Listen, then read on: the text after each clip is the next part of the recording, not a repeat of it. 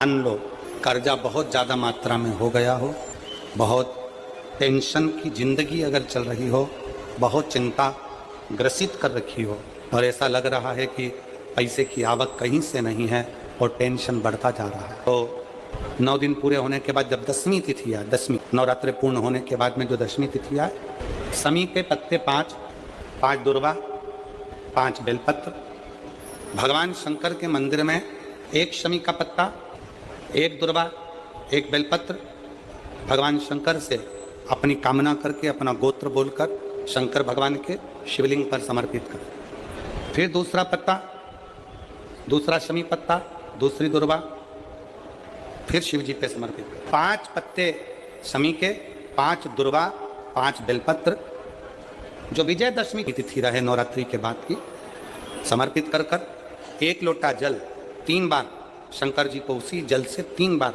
समर्पित करें। अपनी कामना कर चढ़े हुए जल का भाग थोड़ा सा लेकर आएं, घर के दरवाजे पर, व्यापार के स्थान पर उसका सिंचन करें और हृदय से बाबा से प्रार्थना करें, बाबा तेरे भरोसे हैं, बहुत चिंता है, बहुत टेंशन है, कर्जा बहुत है, दुख बहुत है, व्यापार चल नहीं रहा, तुझे समान। हमारा विश्वास करता है 3 महीने के अंदर जहां भी कथा होगी वहां आपका खुद का पत्र आकर आप लिखकर भेजोगे कि मेरे बाबा। पंचदशमी पंच शनि पूजन की महत्वता होती है। क्यों कहा जाता है कि अगर कोई आपको ज्यादा परेशान कर रहा है, बहुत टेंशन दे रहा है, बहुत ज्यादा अगर वो इतना हताश हो गए कि आपने सोच लिया अब तो मर जाऊं तो अच्छा है, इसका नाम लिख जाऊं, ये सब चीज करने से अच्छा है 5 दशमी, दशमी जानते हो, 5 दशमी, कोई सी भी 5 दशमी आप चुन लीजिए, परंतु वो दशमी अमावस्या के पहले वाली नहीं होना चाहिए, वो पूर्णिमा के पहले वाली दशमी। 5 कोई सी भी दशमी पर शमी के वृक्ष के नीचे जाइए, घी का दीपक लगाइए, शुद्ध जल तांबे के पात्र में लेकर जाकर अर्पित करिए।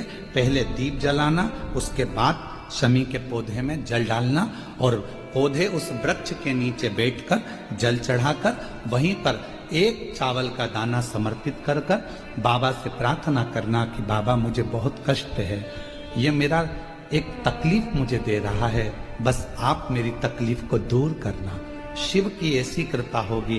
5 शमी पूजन, जब विजय दशमी के भाव से, दशमी आपके यहाँ पर भी पूजन होती, विजय दशमी पे हमारे यहाँ शमी के पत्र की बड़ी पूजन का महत्व है। 5 दशमी 5 शमी पूजन कर ली जाती है तो जो भी आपका द्रोही होता है वो आपसे दूर हो जाता है या आपसे स्नेह कर आपके करीब आ जाता है। ये शमी पूजन वृक्ष योनि के अंतिम योनि का पूजन। सारे वृक्षों पर पत्थर पड़ जाते हैं पर शमी के पौधे पर पत्थर किस लिए हम मारेंगे? कौन मारेगा? उसमें तो कांटे लगे रहते हैं, कौन मारेगा उसको? क्या कांटा झड़ाएगा पत्थर मार कर? नहीं। हम तो यहां तक कहेंगे कि शमी की आराधना, साधना आपके द्रोहियों को, दुश्मनों को भी दूर कर देती। और मेरी जीजियों, मेरे जीजाओं, मेरी बेटियों, बेटाओं, मेरी माताओं, मेरे बुजुर्ग माता पिता स्मरण करें, जब जब यदि आपका हृदय दुखे, मन दुखे, तो एक शमी की पत्ती को शंकर के शिवलिंग पर जरूर चढ़ाएं, सारे दुख अपने आप समाप्त होना प्रारंभ। शमी का तो कोई कहे क्या वृक्षों में, पौधों में, पत्तियों में भी क्या, ये वृक्षों के अंदर भी क्या जीव होता है? क्या इसमें भी प्राण होते हैं? होते हैं, इसमें भी प्राण, ये भी ऑक्सीजन लेना छोड़ना सब कार्य इनका चालू है, ये भी जीवित है। जल नहीं मिलेगा मर जाएंगे, जल गया समाप्त। आप लोगों के घर के अंदर घंटी है, वो गरुण घंटी, काय के लिए बजाते हैं उसको? भगवान की आरती में बजाया जाता है, भोग लगे तब बजाया जाता है, भगवान को जगाना हो तब बजाया जाता है। किसके लिए बजाते हैं? भगवान के लिए। तो भगवान के लिए बजाते हो कि भगवान तुम भोजन करो, भगवान तुम जागो, भगवान तुम ये करो, भगवान तुम वो करो? नहीं। शिव महापुराण की कथा कहती है घंटी का नाद इसलिए करा जाता है कि अपनी बुद्धि को, अपने चित्त को केंद्रित करो भगवान के चरणों की ओर, और जितने घर में सदस्य हैं घंटी की आवाज को सुनकर अपने विवेक को ये केंद्रित कर लें कि मेरे घर में मेरा लड्डू गोपाल, मेरे घर में मेरा ठाकुर, मेरे घर में मेरा राम, मेरे घर में मेरा दत्त, मेरे घर में मेरा हरिविठल, मेरे घर में मेरा विश्वनाथ, मेरे घर में मेरा सोमनाथ बैठा हुआ। अपनी बुद्धि को केंद्रित करना, अर्थात गणेश जी के हाथ में जो कुंदुक होता है, उस कुंदुक, जो गणेश जी के हाथ में कुंदुक होता है, 7 दुर्बा, कितनी दुर्बा लेना है? दुर्बा बोलते हो, दुर्बा बोलते हो, पंजाब में क्या बोलते हैं? दुर्बा ही बोलते हैं ना। तो 7 दुर्बा, उसके पीछे के हिस्से में लाल चंदन लगाना और गणेश जी को कुंदकेश्वर महादेव के नाम से समर्पित करना। जब दुर्बा चढ़े, उस पहले तो आप कुंदकेश्वर महादेव का नाम ले लेना, जब दुर्बा गणेश जी के पास में चढ़े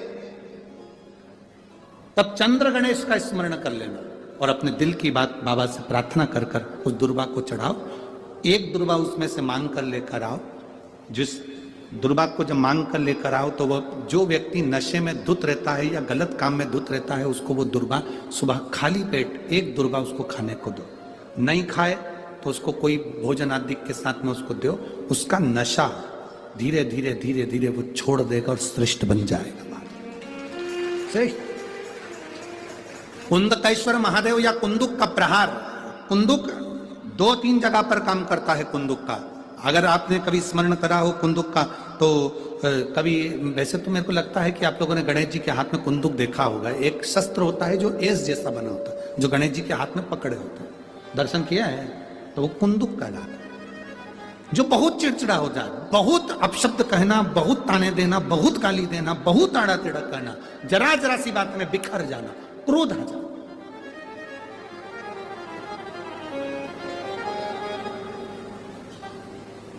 श्वेत पुष्प, सफेद पुष्प बेलपत्री के साथ जब देवाधिदेव महादेव के ऊपर समर्पित करा जाता है, थोड़ी देर चढ़े रहने के बाद बेलपत्र और श्वेत पुष्प में से सफेद पुष्प उठाकर बेलपत्री के वृक्ष के नीचे समर्पित कर दिया जाता है, जो शिवलिंग पे चढ़ाया गया, और उसका एक श्वेत पुष्प उठाकर शिव का चढ़ा हुआ बेलपत्री के वृक्ष के नीचे समर्पित कर दिया जाता है। वहां की मिट्टी को उठाकर अपने घर के द्वार का स्पर्श करा दिया जाता है। तो क्रोध करने वाला व्यक्ति, चिड़चिड़ करने वाला व्यक्ति कुंदकेश्वर महादेव का नाम लेकर जब वो रज लगाई जाती है, मिट्टी लगाई जाती है, तो वो धीरे धीरे क्रोध करना बंद कर देता है। घर में पूरे शांति और आनंद की अनुभूति होने लगती है। ये कुंदकेश्वर है, ये साधारण नहीं है। कुंदकेश्वर, माता पार्वती ने कुंदुक उठाकर प्रहार करा, और जैसे माता पार्वती ने कुंदुक उठाकर प्रहार करा, प्रहार करते से विदल उत्पल के ऊपर प्रहार करते से विदल उत्पल के प्राण चले जाते हैं और वो कुंदुक भगवान शंकर के चरणों में जाकर गिर जाता है। जब शिवजी के चरणों में कुंदुक जाकर गिरा, तब शंकर भगवान के चरणों में माता पार्वती जी ने जाकर देखा तो उनके चरणों में चोट लगी हुई थी, क्षमा मांगी, चरणों में गिर गई मां। और शिव जी ने कहा, पार्वती तुम दुख ना मनाओ, तुम्हारे कुंदुक का मेरे चरणों में गिरना, मेरा नाम आज से कुंदकेश्वर होगा। पार्वती, मेरे चरणों में कुंदुक का प्रहार हुआ और मेरा नाम कुंदकेश्वर हुआ। आज के बाद मृत्यु लोक में रहने वाला व्यक्ति, उसके शरीर में अगर कोई रोग, कोई दुख व्यापेगा और वो मेरे कुंदकेश्वर की कथा को पूरी सुन लेगा या कुंदकेश्वर के नाम का उच्चारण कर लेगा, तो उसके दुख का, उसके शरीर के रोग का मैं निवारण कर दूंगा। वो कुंदकेश्वर महादेव है। बोल कुंदकेश्वर महादेव की। वो कुंदकेश्वर महादेव, कुंदुक का नाम रखा। हम शंकर जी को जल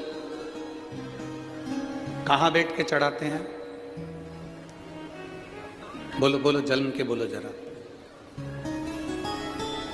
वैसे तो जो शिवलिंग होता है, उस शिवलिंग के आसपास कहीं पर भी बैठ जाओ जहां से जल बहता है, बस उस स्थान को छोड़कर। पर विशेष जल चढ़ाने का स्थान कहां से बताया गया? उत्तर की ओर मुख कर। हमें दक्षिण में बैठना है, उत्तर में मुख करना।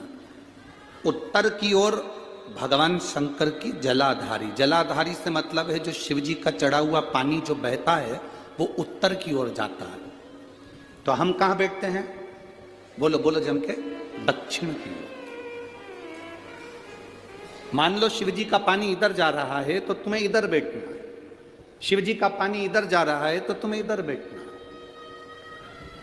वैसे तो शंकर के शिवलिंग के आसपास कहीं पर भी बैठकर पूजन कर सकते हो, पर विशेष कोई कामना होती है, विशेष कोई मनोकामना है, और आपका दुख जब कटता नहीं है, आप हार जाते हो, तब उस समय पर दक्षिण में बैठकर जहां उत्तर की ओर मुख कर कर भगवान देवादिदेव महादेव को जल समर्पित किया जाता है। उत्तर दिशा में ऐसा क्या है कि शंकर जी का जल उत्तर की ओर जाता है? ये उत्तर और दक्षिण, ये दो दिशा तो हमारे यहाँ बड़ी विचित्र मानी जाती है। हमारे यहाँ सबसे अच्छी दिशा, कोई मकान भी लेता है तो कहता है पूरा पश्चिम का मकान होना चाहिए। कोई मकान ले, पूर्व का मकान हो, पश्चिम का मकान हो, कोई दुकान ले तो कहते हैं पूरा पश्चिम का मकान दुकान हो। पर मेरा वो घरदानी तो उत्तर दक्षिण का आनंद लेता, उत्तर दक्षिण। ऐसा दक्षिण दिशा में ऐसा क्या है कि शंकर जी का चढ़ा हुआ जल दक्षिण में ही जाता है? यहां तक शिव महापुराण की कथा कहती है, मान लो आपके घर में छोटा सा शिवलिंग है, आपके घर में छोटा सा शिवलिंग है, उस शिवलिंग को आपने थाली में रख लिया, थाली में रखने के बाद में गूंज रहा है आवाज, थाली में रखने के बाद उस थाली में शिवलिंग को रख लिया, आपने उसको स्नान कराया। थाली में भी अगर शिवलिंग रख रहे हो तो उस शिवलिंग का जो दिशा है वो उत्तर की होना चाहिए। भले आप मंदिर में पूरा पश्चिम में बैठे हो, आपके घर का मंदिर तो पूरा पश्चिम में ही होगा, आपके घर का मंदिर कहाँ होगा? पूरा पश्चिम में। पर शिवलिंग की दिशा कहाँ रखना है, उसकी जलाधारी की दिशा कहाँ रखना है? जम के बोलो जरा, उत्तर। आप मंदिर में पूरा पश्चिम में बैठो, आपके घर के मंदिर में आप पूरा पश्चिम में बैठ के पूजन करो, क्योंकि आपका मंदिर पूरा पश्चिमी होगा। ऐसा कोई घर नहीं जिसके घर के अंदर मंदिर पूरा पश्चिम में नहीं है। आप पूरा पश्चिम में बैठो, पर शिवलिंग को थाली में भी रखो तो उसकी जलाधारी उत्तर की होना चाहिए। आपने अगर स्नान कराया है, शंकर भगवान के शिवलिंग का जल जो आप लेकर जा रहे हो विसर्जन करने के लिए, शिवलिंग का चढ़ा हुआ पानी जो भगवान को हम घर में स्नान कराते हैं, भगवान को घर में नहलाते हैं, स्नान का जो जल होता है उसको हम ले जाकर जब वृक्ष में डालते हैं, उस समय पर शंकर का घर में चढ़ा हुआ जल जब हम ले जाकर उसको डालते हैं वृक्ष में, अगर आपका ध्यान उत्तर की ओर है, आपका मुख उत्तर की ओर है, भले आप जल डाल रहे हैं पर मुख यदि आपका उत्तर की ओर है तो आपकी मनोकामना पूर्ण होती ही है, ये निश्चित है। शिव जी का चढ़ा हुआ जल भले हमने अपने घर में स्नान कराया, भले हमने अपने घर में नहलाया, शिवलिंग को अपने घर में स्नान कराया, पर उसका जो जल नहलाने के बाद सब भगवान जब नहा लिए, अपने शिव जी को नहला लिया, वो जल रखा है, पूजन अर्चना सब हो गई, बाद में आप पूजन पे से उठे, उस जल को लेकर गए, आपने जो विसर्जन किया उस जल को आपने पेड़ पौधे में डाला, वो जल उत्तर, भले आपका वृक्ष कहीं पर भी हो पर आपका मुख उत्तर का है, और आप उस जल को, शंकर के चढ़े हुए जल को आप पेड़ पौधे में डाल रहे हैं, मतलब आपकी राहें खुल जाएगी और मंजिल तक आप पहुंचोगे जरूर, ये निश्चित, ये निश्चित था। किस किस के घर में शिवलिंग है? हाथ उठाओ जरा, सबके यहाँ है, रखिए। समझने वाली बात है, ये आज की कथा में, जलगांव की कथा में ये प्रसंग निकला है तो आपके जीवन की सार्थकता रखने वाला है।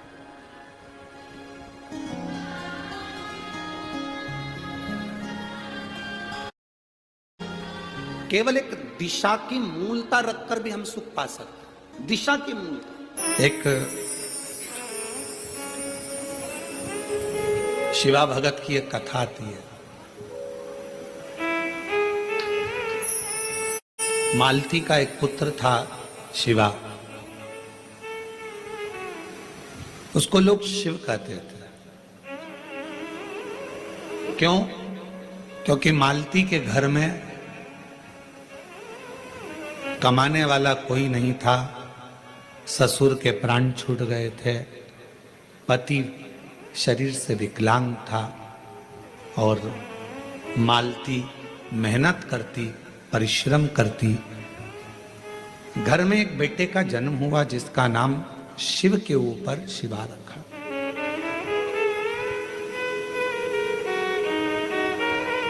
पति विकलांग है, पत्नी कमाने जाती है, मेहनत करती है, परिश्रम करती है।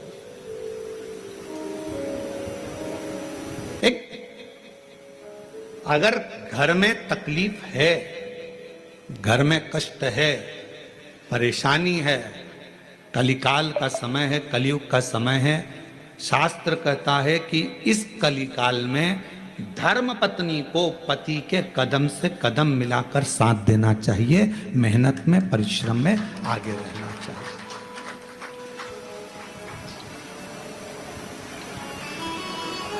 वो समय गया जिस समय पर नारी केवल चौके का काम करती थी और लोग गाली देते थे, अपशब्द कहते थे, ताना देते थे, वो घर में रह लेती थी।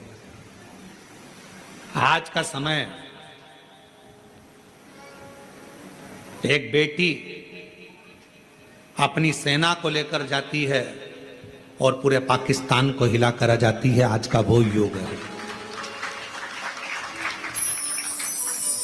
आज का वो युग है कि एक बेटी पूरे पाकिस्तान को हिला कर आ जाती है। आज का वो युग है एक बेटी अंतरिक्ष में जाती है और अंतरिक्ष का छोर पाकर वापिस आ जाती है। आज का वो युग है एक बेटी साइंटिस्ट बनकर पूरे साइंटिस्टों को ज्ञान प्रदान करती है। आज का वो युग है, आज की बेटी collector, SP, IG, DIG, commissioner और बड़े बड़े अधिकारी और मंत्री के पद पर बैठती है। आज का वो युग है, वो गया समय, एक कलिकाल का समय, कलयुग का समय। और ये किसने दिया? कोई तुमसे पूछे कि एक स्त्री को आगे करने का अधिकार किसने दिया, तो तुम कह देना भगवान शंकर ने दिया। कहां? तारकासुर जैसा असुर सामने था, विदल उत्पल नाम के असुर सामने थे, महिषासुर सामने था। और उस महिषासुर को मारने के लिए संपूर्ण जगत के देवता, 33 कोटि देवता सामने खड़े हुए थे, पर महिषासुर नहीं मरा। आखिरी में विदल उत्पल को मारने के लिए भी मां जगत जननी जगदम्बा को आगे करा गया और महिषासुर को मारने के लिए भी जगदम्बा को आगे करा गया। शंकर भगवान ने कितना सुंदर शब्द किया। पार्वती जी कहती हैं मैं आगे बढ़ूं, शंकर जी कहते हैं एक स्त्री पुरुष से ज्यादा बल रखती है, क्यों चिंता करती हो? एक लाइन आती है, तेरे भक्त जनों पर माता वीर पड़ी है भारी, दानव दल पर टूट पड़ो मां करके सिंह सवारी, सो सिंहों से बलशाली, अष्ट भुजाओं वाली, दुखियों के दुख लेने वाली। हो जाता है, बहुत तकलीफ होने लगती है, बहुत तकलीफ। डॉक्टर ने कह दिया कमर का गुरिया खसक गया, डॉक्टर ने कह दिया तुम नीचे नहीं बैठ पाओगे, डॉक्टर ने कह दिया तुम्हारी यह हड्डी बढ़ गई है, यह हड्डी का ऑपरेशन करना पड़ेगा। डॉक्टर से जांच करवाते रहो और साथ में एक प्रयोग करते रहो। जैसे ये जलाधारी है, ये शिवलिंग है, यहां से पानी नीचे बहता है, थोड़ा समझिएगा। ये जलाधारी है, ये पानी बहने का स्थान जलाधारी का, ये पीठी का, संपूर्ण पीठी का ये शिवलिंग।